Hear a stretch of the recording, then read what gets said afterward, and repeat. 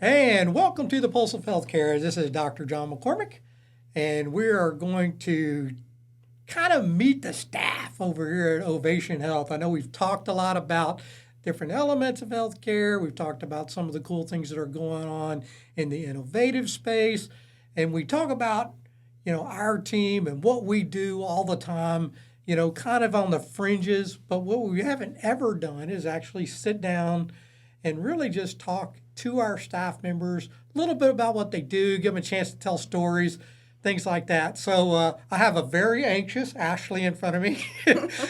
she's from our member services team. Ashley's been with us just over 5 years now. Uh, and that's kind of indicative of our team. We bring people in and they tend to stay with us a long time. And I think that continuity of not only staff but member engagement is really one of the keys that separate us from, I hate to say the big guys, but the big guys where, there's a lot of turnover.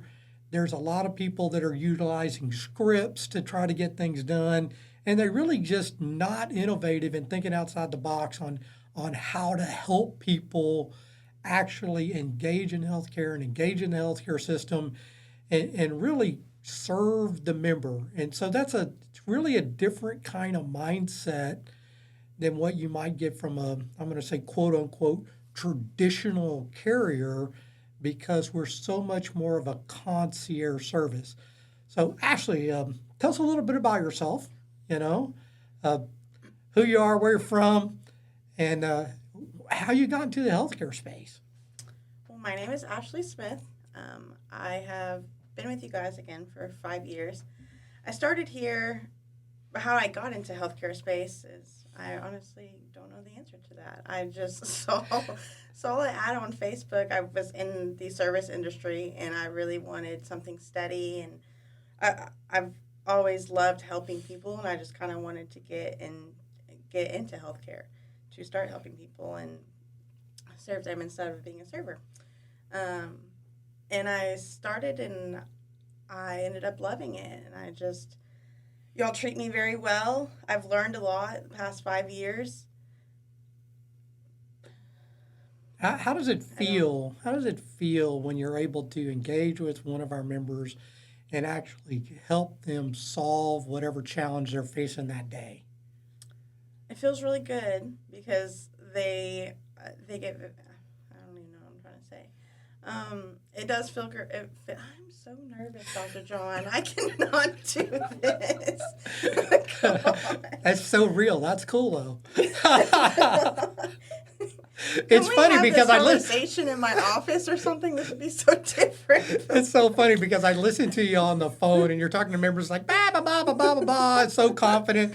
Get her in front of a microphone. It's like I don't know what to say. I feel like I'm put on the spot right now, and I don't like my mind is just gone completely blank. Like I don't know.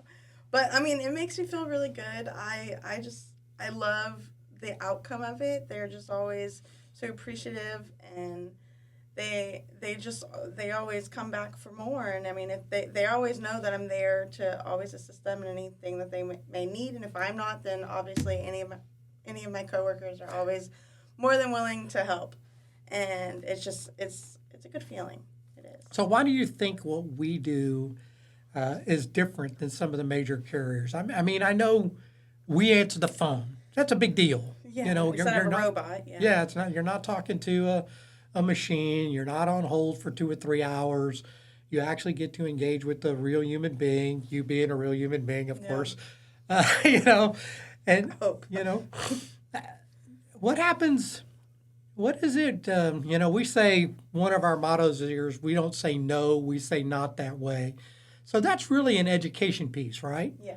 So, can you describe maybe one of the times where you had to help educate a member so they could engage in the healthcare system smarter?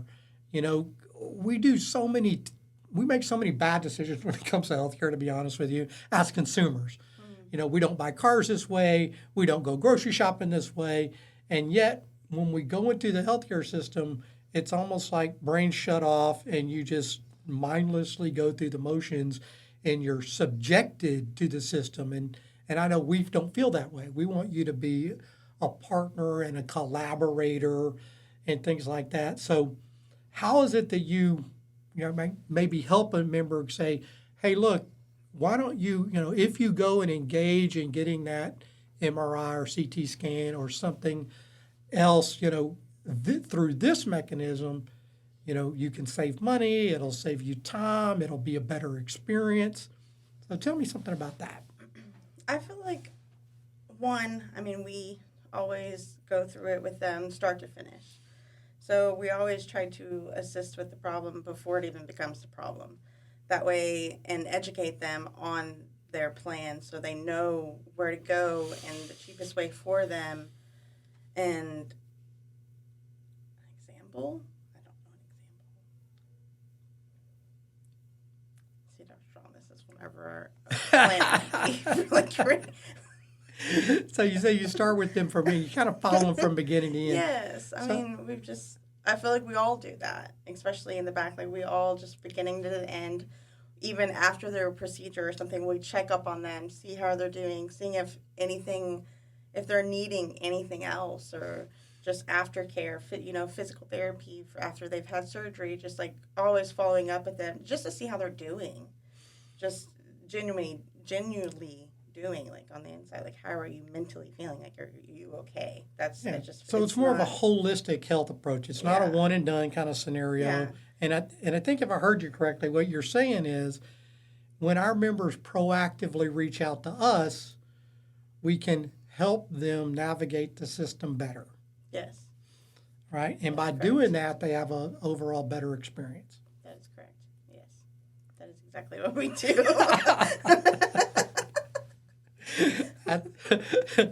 That's awesome. I know when you started with us and you mentioned coming from the service industry, and sometimes I get asked that question as the boss. They're like, well, why would you hire somebody that was a server in a restaurant, and what would make you think that they would be a good fit in the healthcare industry? And my answer is generally always the same. One, you already know how to deal with people when they're happy and when they're upset. And when people are upset in the food industry and engaging with you generally in a non-professional manner, all right, it really kind of builds up that skill set of being able to engage with people that are in medical crisis. So it's really kind of the same skill set. And you didn't start with us working in member services. You actually started with us as a receptionist, kind of learned the job from the ground up. Read through the 200-page plan and had to learn that. And I know over the years, that was one of those things where, you would come ask me questions. I'd say, what does the plan say? Mm-hmm. What does the plan say? No, your exact words were, go check the plan document. Those were your words. Exactly. But what makes me happy, I guess, is that not only did you go back and check the plan document, that now that you really kind of understand that and you can distill it beyond the words. And I think that's the important difference, right? Every plan has a plan document, and the words say, do this, don't do that, do this, don't do that, but our ability to engage with people as in a human to human kind of way, I think gives us the opportunity to think beyond the text and say, what is the intent of the service that we're trying to provide? And I think sometimes the intent is lost in the literal reading. And so when we get into I think that our staff, more than anybody I've seen, have been empowered to look into that intent and say, really, the intent is we want to get people the care they need. We want them to be healthy, right? And as you just pointed out, we want to make sure that they're actually getting the aftercare that they might need if they had a procedure or something like that. Correct. So I'm going to put you on the spot again. See if you can tell me one of the best compliments you've gotten from one of our members. When they've called in and given you some feedback. The best compliment that I get told that I'm very helpful a lot, and that I'm a very good listener, because the problem, I feel like a lot of people's problem is they hear what you're saying, but they're not actually listening to what you're saying. And you just need to like stop and just listen to the issue, and that way we could find a solution to fix it. And I feel like that's a great compliment. I love being a good listener and just being told that I'm very helpful. Because again, I love helping people. Always have, even in the server industry. Like I've always helped people. So it's just kind of natural blood for me, I guess you could say. It runs in the family too. So, but Genetic helpfulness. it does. I just like helping people. Just makes me feel better. At the end of the day, it does. Well, I so appreciate you coming in and spending a few minutes with us today. I mean, I know I kind of snagged you out of the hallway because I just popped in my head, we ought to have people actually hear the staff on these podcasts instead of just me and Chad generally having, some pretty great conversations about things that are topical. But, I wanted to kind of humanize this a little bit because that's really what we're all about. So I appreciate you coming in today. Certainly love it. And we'll see you again in a couple of weeks on the next episode of The Pulse of Healthcare. Thank you very for much. having me.